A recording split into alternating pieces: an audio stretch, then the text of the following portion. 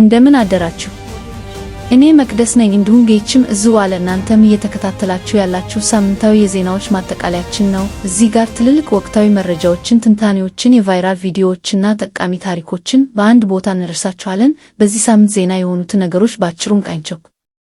ዛሬ የምናስቀኛችሁ በዚህ ሳምንት የዓለም መነጋገሪያ የሆኑ ዜናዎችን ይዘን ቀርበናል። እነዚህም ዜናዎች አንደኛ፣ በዘንድሮ ሆሉ ፌስቲቫል ላይ ያልተጠበቁ በዶናልድ ትራምፕ ላይ የተደረገ ፒራሚድ። ሁለተኛ፣ በጋዛ ሰርጥ ድንገት የተከፈተ የከፋ ውጊያ።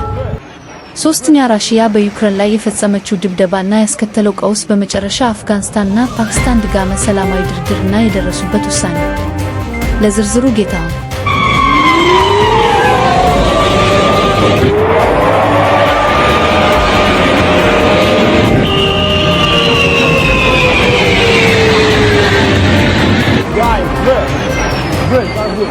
ውድ ተመልካቾቻችን፣ የዓለም መድረክ አሁንም በጦርነት ውጥረት እና የሰላም ተስፋ መካከል ይገኛል። በዚህ ሳምንት በሩሲያ እና ዩክሬን መካከል በተካሄደው ከባድ ጥቃት የዩክሬን የኃይል አቅርቦት ሙሉ በሙሉ አደጋ ላይ ወድቋል። በሌላኛው የዓለም ክፍል ደግሞ አፍጋኒስታን እና ፓኪስታን በቱርክ ኢስታንቡል ላይ አስቸኳይ የሰላም ንግግራቸውን እንደገና አስጀምረዋል። ዝርዝሩን ይዘናል። 1. የዩክሬን የኃይል መሠረተ ልማት ላይ የተሰነዘረው ግዙፍ ጥቃት። ከዚህ ቀደም ታይቶ በማይታወቅ ሁኔታ ሩሲያ በአንድ ጀንበር በዩክሬን የኃይል ማመንጫና ማከፋፈያ ጣቢያዎች ላይ ከባድ የአየር ላይ ጥቃት ሰንዝራለች። ዘገባዎች እንደሚጠቁሙት በዚህ የተቀናጀ ጥቃት በመቶዎች የሚቆጠሩ ድሮኖች እስከ 650 እና በደርዘን የሚቆጠሩ ሚሳኤሎች እስከ 50 ጥቅም ላይ ውለዋል። ይህ ግዙፍ ጥቃት በመላው ዩክሬን የአስቸኳይ ጊዜ የኤሌክትሪክ መቆራረጥን አስከትሏል። የዛፖሪዥያ፣ ስሎቪያንስክ እና ልቪቭ ክልሎችን ጨምሮ በርካታ የኃይል ማመንጫዎች ከባድ ጉዳት ደርሶባቸዋል።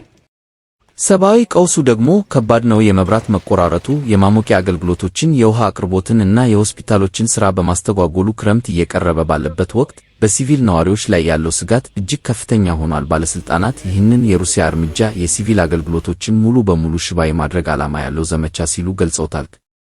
ኪየቭ ወዲያውኑ ተጨማሪ የአየር መከላከያ ዘዴዎችን እና የከፋ ማዕቀቦችን እንዲጣልባት በድጋሚ ጠይቃለች። ዓለም አቀፍ ተዋናዮችም የዩክሬንን የክረምት ዝግጁነት አስመልክቶ ስጋታቸውን ገልጸው የአውሮፓ ሀገራትም ቅድመ ጥንቃቄ እርምጃዎችን መውሰድ መጀመራቸው ተዘግቧል። በመቀጠልም የሚንመለከተው የአፍጋኒስታን እና ፓኪስታን የሰላም ድርድር እንደገና ተጀመረ። ከጦርነት ወደ ሰላም ተስፋ ስንሻገር ባለፈው ጊዜ ተቋርጦ የነበረው የአፍጋኒስታንና የፓኪስታን የሰላም ንግግር በፈረንጆች አቆጣጠር ጥቅምት 30 ቀን 2025 በቱርክ ኢስታንቡል ከተማ እንደገና መጀመሩ ተዘግቧል። ቱርክ ድርድሩን በመምራት ላይ ስትገኝ፣ ቀደም ሲል ኳታርም በመካከለኛነት ተሳትፋ ነበር። ድርድሩ እንደገና እንዲጀመር ዋነኛው ምክንያት በሁለቱ አገራት ድንበር አካባቢ ያለው ከፍተኛ የጸጥታ ችግር ነው። ፓኪስታን በአደባባይ እንደጠየቀችው አፍጋኒስታን በፓኪስታን ታሊባን ዲድፕ እና ድንበሩን አቋርጠው ጥቃት በሚፈጽሙ ሌሎች ታጣቂዎች ላይ ጠንካራ እርምጃ እንድትወስድ አበክራ ጠይቃለች። በአንጻሩ የአፍጋኒስታን የታሊባን ባለሥልጣናት በአንዳንድ የታጣቂዎች ኔትወርኮች ላይ ውስን ቁጥጥር እንዳላቸው ወይም የፓኪስታን ክሶች አለመቀበላቸው ተዘግቧል። ይህ የአቋም ልዩነት በቀደሙት ዙሮች ድርድሩ እንዲቋረጥ ዋናው ምክንያት ነበር። የቱርክና የኳታር መልእክተኞች ንግግሩን እንደገና ለማስጀመር ከፍተኛ ግፊት ሲያደርጉ መቆየታቸው ታውቋል። አሁን ትኩረቱ ታሊባን በኢድሊብ ላይ ተጨባጭ እርምጃዎችን ይወስዳል ወይ በሚለው እና ድንበር ዘለል ጥቃቶችን ለመከላከል ዘላቂ የመግባቢያ ማዕቀፍ ይፈጠራል ወይ በሚለው ላይ ይሆናል።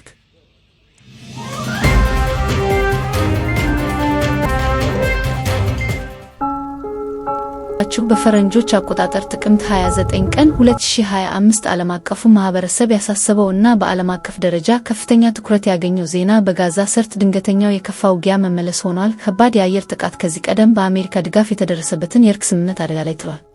ከዚህ ቀደም በሥራ ላይ የነበረው የእርቅ ስምምነት ድንገት ተሽሯል በሚል ስጋት እስራኤል በጋዛ ሰርጥ ላይ ከባድ የአየር ጥቃቶችን ፈጽማለች። የጋዛ የጤና ባለሥልጣናት እንደዘገቡት በዚህ ከባድ ጥቃት ምክንያት ከ100 እስከ 104 የሚደርሱ ሰዎች ሕይወት አልፏል። ከሟቾች መካከልም ከ40 በላይ የሚሆኑት ሕፃናት መሆናቸው መዘገቡ አሰብ። እስራኤል ይህንን የአየር ጥቃት የፈጸመችው ሐማስ የእርቅ ስምምነቱን በመጣስ ጥቃት ፈጽሟል በሚል ክስ ሲሆን፣ በተመሳሳይ ጊዜ ደግሞ ለአሜሪካ ድጋፍ ላለው የእርቅ ስምምነት ቁርጠኛ ነኝ የሚል ይፋዊ መግለጫ አውጥታለች። በሌላ በኩል ዓለም አቀፍ መካከለኞች እና ከፍተኛ የዓለም መሪዎች እርቁ ሙሉ በሙሉ ይፈርሳል ወይስ ይቆያል በሚለው ጉዳይ ላይ በሰፈጉነት ጋዛ ሁኔታ በእጅጉ የላቀ ዓለም አቀፍ ስሜትን ቀስቅሷል። ዓለም አቀፉ ትኩረት አሁንም በጋዛ ላይ ያነጣጠረ ነው።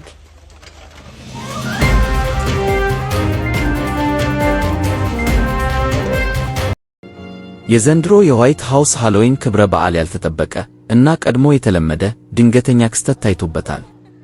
በቀድሞ ፕሬዝዳንት ዶናልድ ትራምፕ እና ቀዳማዊት እመቤት ሜላኒያ ትራምፕ የተዘጋጀው ዓመታዊ የትሪክ ኦር ትሪቲንግ ዝግጅት ላይ ትራምፕ ከ2019 ጀምሮ ዓለምን ያስገረመበትን ቅጽበት ዳግም ፈጥረውታል።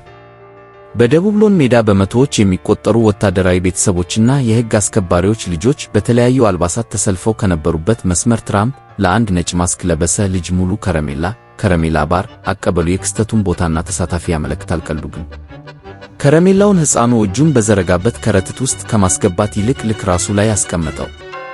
ትንሹ ተንኮለኛው ልጅም በቅጽበት ግራ መጋባት ታይቶበታል። የድምፅ ቃናው መደነቅን ማሳየት አለበት። ታሪኩ ይህ ድርጊት ከ6 ዓመት በፊት ሚኒየን ለበሰ ልጅ ላይ ከተፈጸመው ተመሳሳይ ክስተት ጋር ተመሳሳይ ነው። የዚያን ጊዜው ቀልድ የማኅበራዊ ሚዲያ ንጉሥ እንደነበረው ሁሉ የዘንድሮውም ቪዲዮ በአጭር ጊዜ ውስጥ ዓለም አቀፍ ትኩረት አግኝቷል። አንዳንዶች ጉዳዩን ንጹሕ ቀልድ ሲሉት፣ ሌሎች ደግሞ ፖለቲካዊ ትዕይንት ብለውታል። ለማንኛውም ትራምፕ ለሃሎዊን ካደረጉት ነገር አንድ ነገር ግልጽ ነው። የእሳቸው የከረሜላ ዘዴ ካንዲ ትራክ እንደገና የኢንተርኔትን ዋና የትኩረት ማዕከል ሆኗል።